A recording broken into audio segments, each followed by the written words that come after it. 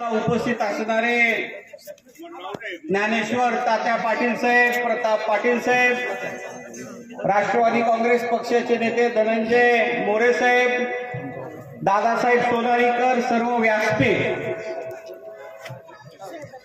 प्रचाराचे 2 तास उरलेले आहेत. आजच्या 10 पर्यंतच सभा आहे. आपल्याला अजून दोंजाला जायचंय, त्यामुळे लांबलचक मी या ठिकाणी बोलणार नाही.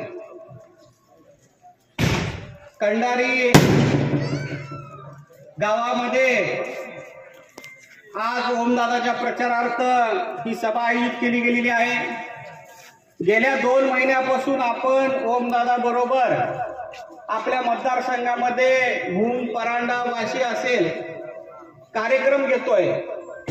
काँग्रेस, राष्ट्रवादी आणि सेना असं एकत्रितरित्या सर्व कार्यकर्ते नैसर्गिकरित्या एकत्रित आलेले आहेत आणि हेच वातावरण 7 तारखेपर्यंत आपल्याला टिकवायचंय. काल पवार साहेबांची सभा तुळजापूरला झाली. अतिशय चांगलं वातावरण जिल्ह्यामध्ये निर्माण झालेलं आहे. हे सरकार, भाजपचं सरकार, शेतकरी विरोधी सरकार आहे, जातीयवादी सरकार आहे, संविधान विरोधी सरकार आहे आणि या सरकारला आपल्याला आता बदलायचंय. आपल्या शेतकऱ्यांच्या सर्वात महत्वाचा प्रश्न आहे तो म्हणजे भावाचा. आज कांद्याची परिस्थिती काय आहे? कंडारीच्या गावातल्या शेतकऱ्यांना परिस्थिती जास्त माहिती आहे.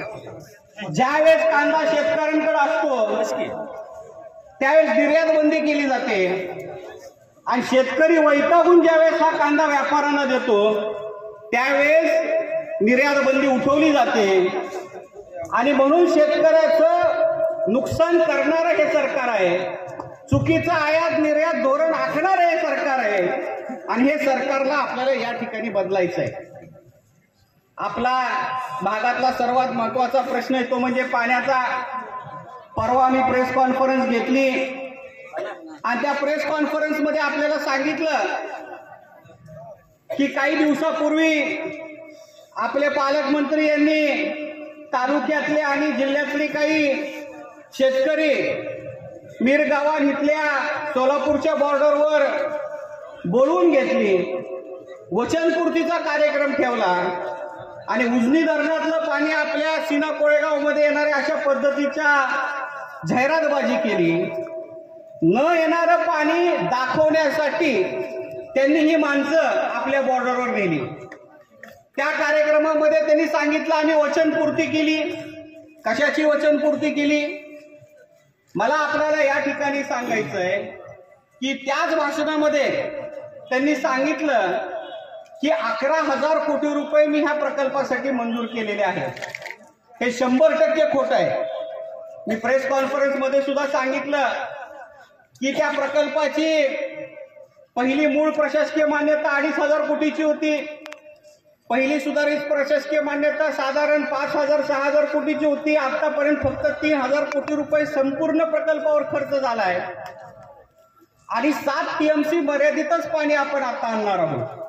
भविष्यामध्ये राहिलेलं 17-18 TMC पाणी जर आपल्या मतदारसंघामध्ये आणायचं असेल तर त्या प्रकल्पाला 11,500 कोटी रुपये लागतात आणि त्या प्रकल्पाची किंमत त्यांनी भाषणामध्ये निधी आणला म्हणून सांगितलं. फक्त 500 कोटी रुपये आपल्याला ह्या वर्षी निधी आलेला आहे. तोही दरवर्षी रेग्युलर प्रोसेस प्रमाणे येणारा निधी आहे आणि अशा पद्धतीनं भूलथापा देणारे आपले पालकमंत्री आहेत. आज सकाळी आम्ही हिंगणगावला गेलो होतो. गेल्या निवडणुकीच्या वेळेस हिंगणगावला गाड्यावर गाड्या जायच्या, तिथं उजनीचं पाणी आलं म्हणायचं. इथं सीना कोळेगावची लोक जी इरिगेशननी पाणी घेत आहेत त्या धरणातून ती सुद्धा बघायला गेली हिंगणगावला की म्हणाले उजनीचं पाणी आले. परंतु आज आम्ही त्यांच्या गावामध्ये गेल्यावर विचारलं की काय बाबा काय परिस्थिती आहे पाण्याची.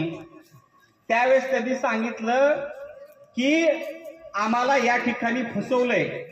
मी भाषणामध्ये सांगितलं की बार्शी उपसा सिंचनचं पाणी उचलायला त्या ठिकाणी परवानगी त्यावेळेसही नव्हती आणि आजही नाही. आसूचं सुद्धा तीच परिस्थिती. पाणी उचलायला तिथं सुद्धा परवानगी नव्हती, आजही नाही आणि म्हणून लोकांना फसवायचं काम या ठिकाणी चाललंय. शेवटचा मुद्दा बोलतो, कारण आणखी ओमदादा तात्या बोलणार आहे. सर्वात महत्वाचा प्रश्न मराठा आरक्षणाचा आपण 5-6 महिन्यापासून या ठिकाणी पाहतोय. सर्व समाज त्या ठिकाणी लढतोय. मी स्वतः मूक मोर्चाला त्या ठिकाणी 2-3 वर्षापूर्वी गेलो होतो. मुंबईच्या कार्यक्रमाला गेलो होतो, आंतरवलीच्या कार्यक्रमाला गेलो होतो. जरांगे पाटील साहेबांनी ठेवलेल्या गिरवली आल्यानंतर मी जरांगे पाटील साहेबांचा सत्कार केला आणि 2018 साली मी हा प्रश्न विधानसभेमध्ये मांडलेला आहे, ऑन रेकॉर्ड. ओमदादांनी मांडलेलं ते त्यांच्या भाषणामध्ये सांगतील. त्यावेळेस ही आरक्षणाची मोर्चे सुरू सुद्धा झाले नव्हते. त्यावेळेस मी अधिकृतरित्या मराठा समाजाला आरक्षण मिळालं पाहिजे म्हणून तिथं प्रश्न मांडलेला होता.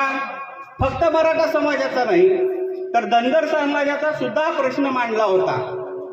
परंतु आपले जे विरोधातले आमदार आहेत त्यांनी ह्याच्यावर कधी विधानसभेमध्ये प्रश्न विचारलाय का? प्रश्न तर लांब राहिला. परंतु बीडच्या सभेमध्ये त्यांनी काय सांगितलं? त्यांनी सांगितलं की ज्यावेळेस सरकार आमचं येतं त्यावेळेस मराठा समाजाला आरक्षणाची खाज लागते. अशा खालच्या पातळीवर बोलण्याचं काम हे तानाजी सावंत करत आहेत.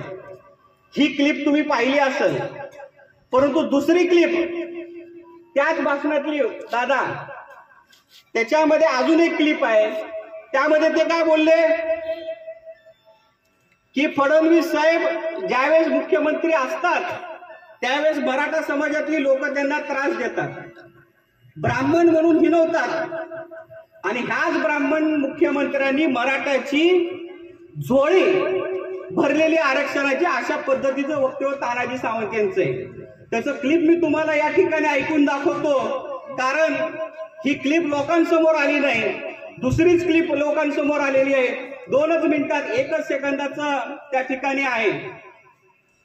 मुख्यमंत्री असताना प्रचंड आरोप केले, त्यांना प्रचंड त्रास देण्याचा प्रयत्न केला. मराठी क्रांती मोर्चा काढला, ब्राह्मण म्हणून हिंदू गेले फडणवीस साहेब.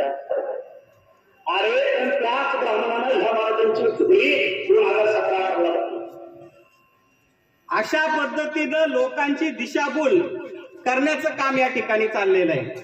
बोलण्यासारखे बरेच मुद्दे आहेत, परंतु आता आपल्याला प्रचाराला टाइम कमी आहे, त्यामुळे मी जास्त वेळ आपला या ठिकाणी घेणार नाही.